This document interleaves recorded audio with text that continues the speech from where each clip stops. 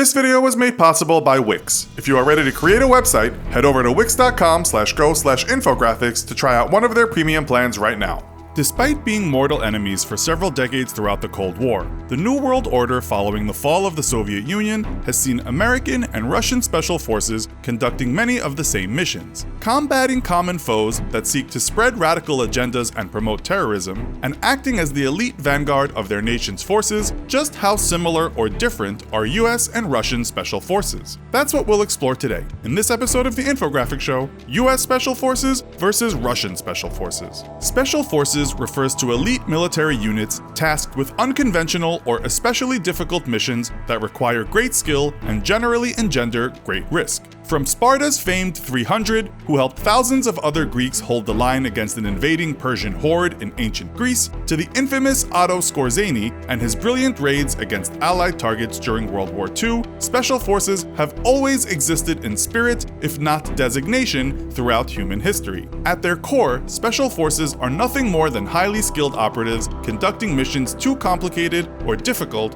for large conventional forces to accomplish. But it was only after World War II that militaries around the world formally created small elite units and designed them as special forces. No matter their country of origin, all special forces hold 5 basic mission types for which they are responsible. Counterinsurgency. Though the counterinsurgency role of Special Operations Forces has come to the limelight in recent years thanks to America's global war on terror, the first heavy use of special forces in counterinsurgency operations came during France's and then later America's war in Vietnam. Partisans and terrorists have always constituted a major threat to friendly military forces, and work by undermining any potential gains made by defeating enemy conventional forces. Partisans and terrorists can be difficult to combat, as they do not wear identifying uniforms and wage asymmetrical warfare, or irregular warfare, typically from inside friendly lines. The need to combat these shadowy threats gave rise to one of SF's most important missions, counterinsurgency. Counterinsurgency ops are a mix of law enforcement and military missions requiring detective skills to track and locate insurgents and then eliminating or apprehending them. With the risk of so much collateral damage in terms of civilian casualties, counterinsurgency is a job best left to special forces rather than conventional forces, and an over-reliance on conventional forces to do the job in Vietnam is at times attributed for the poor performance of the US in the war.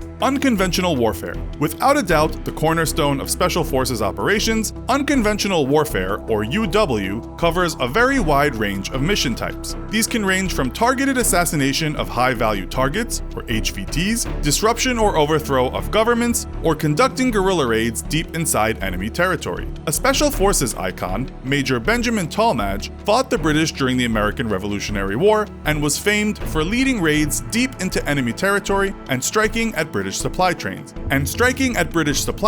burning them to the ground or stealing the supplies to bring back to American forces greatly in need of arms and ammunition. Frowned upon at the time by his military contemporaries, especially other American forces who viewed his execution of war as improper, Major Tallmadge has become a hero to the American SF community and a template for special forces doctrine for centuries to come. Direct action missions can be best described by a motto familiar to many American soldiers: "Our job is to kill the enemy and break his shit." Ranging from seizing and capturing high-value personnel, materials, or locations, to outright destruction of enemy assets, direct action engagements are very high-intensity and very brief-duration engagements meant to surprise an enemy and hit them where and when they are least expecting it. This is another area where special forces shine over the use of conventional forces. With smaller unit sizes and more specialized skill sets, special forces are able to move much more quickly and thus strike in much more unexpected ways or times than larger, less maneuverable conventional forces.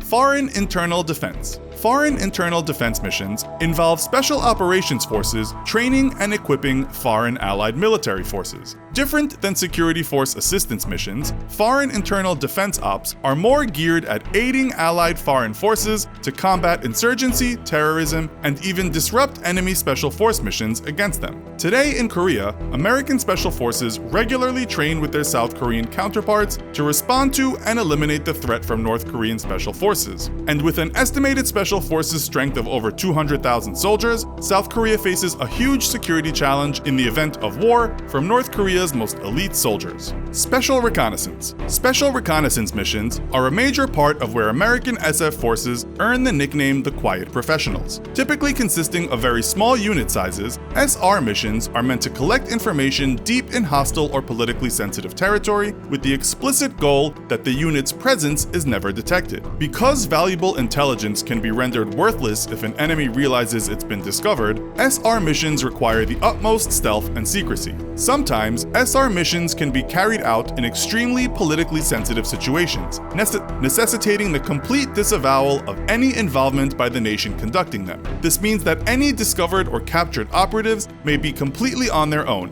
making SR missions some of the riskiest a Special Forces operative can undertake.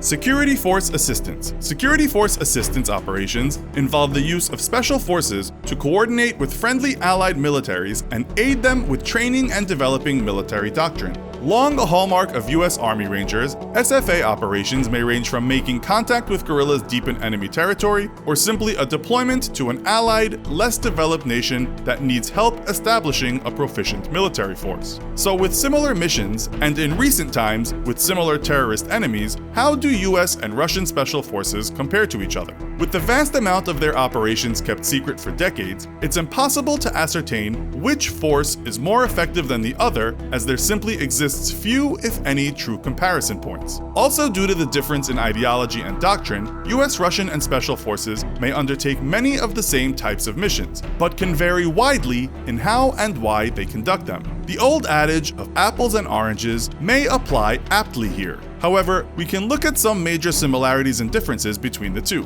Both nations operate a number of different units under the general designation of Special Forces, whose missions and training can vary dramatically. On the whole, though, one of the major differences between US and Russian Special Forces is the composition of their units. American Special Forces tend to adhere to a doctrine of skill specialization, in which each member of a team has a unique specialty and numerous and overlapping subspecialties. For instance, one team member will be the team medic, but will also have training in communications and demolitions, though his primary job is to serve as medic. Russian Special Forces tend to favor a more general approach without unique specializations, which is why, on the whole, Russian Special Forces are more focused on the direct action mission of special operations, a deficiency identified in modern times that has seen some expansion in training for Russian operators. While select American Special Forces, such as Army Rangers and Navy SEALs, share a similar and more narrow focus, the American Special Forces community as a whole is a far more flexible organism than Russian Special Forces, able to undertake a greater variety of missions and bringing more varied disciplines to the table.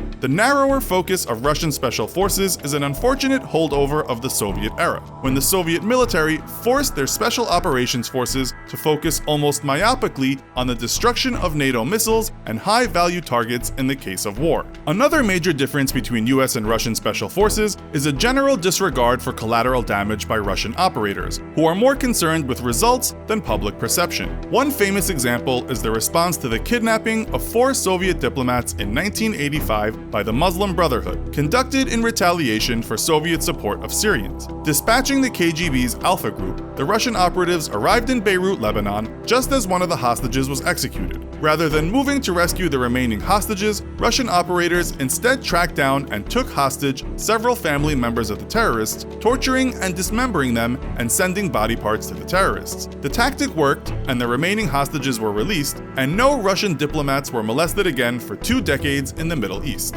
Yet while Russia's adoption of brutal tactics may have been effective in this specific case, it comes at a major cost of public perception, and could in fact backfire by raising public anger against Russia. Russia's ongoing difficulties with Chechnya is believed to be compounded by brutal retaliatory measures by Russian security forces. Preferring the hammer to the surgical knife, though, is a long hallmark of Russian military doctrine, and further evidenced by the slow adoption of precision-guided munitions by a military that prefers to intimidate via overwhelming firepower without much regard to collateral damage. This doctrine would once more come into play during the Moscow theater hostage crisis of October 2002, when 850 hostages were taken by Chechen terrorists. After 2.5 days of standoff and no concessions from either side, Russian Special Forces pumped an as-yet undisclosed gas into the building and initiated initiated an assault which would see all 40 terrorists killed, but as an adverse reaction to the mystery gas, 130 hostages also died. When Islamic militants took several hundred school children and teachers hostage in Beslan in September 2004,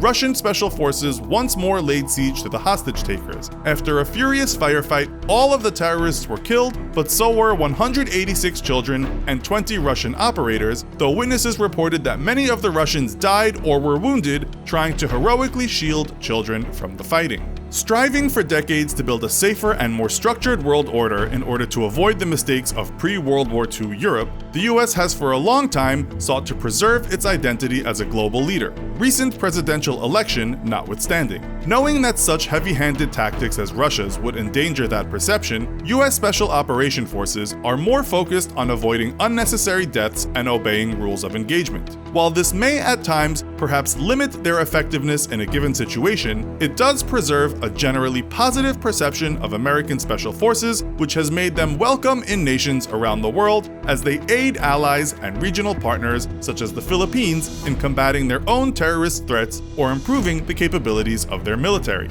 American SF doctrine of maintaining a light footprint effect, however, does come with a cost, and in the last 2 decades, they have suffered significant casualties in their efforts to combat terrorism around the world. It is impossible to truly determine which force is better than the other without directly pitting the two nations in open conflict, which thankfully has never happened. However, from the bold parachute raids behind German lines into occupied Soviet territory in World War II, to daring attacks against British supply lines during the American Revolutionary War, both Russian and American Special Forces share a common heritage of courage and professionalism. Though they may differ in doctrine and ideology, ultimately, both Russian and American Special Forces have one similar job: kill the enemy and break his shit.